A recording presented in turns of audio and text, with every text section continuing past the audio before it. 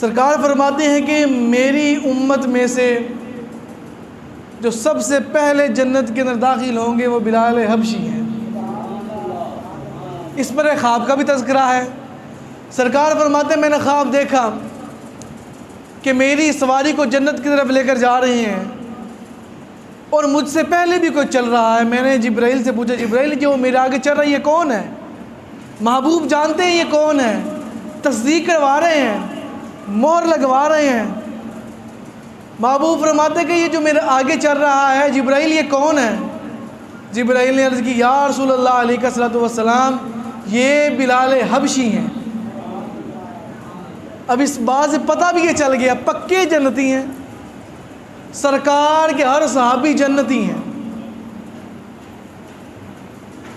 اور سرکار فرماتے ہیں کہ میرے سواری کی جو ہے لگام وہ بلال حبشی کے ہاتھ کے اندر ہوگی۔ میں سواری پر سوار ہوں گا، بلال حبشی پکڑ پکڑ کے آگے جا رہے ہیں۔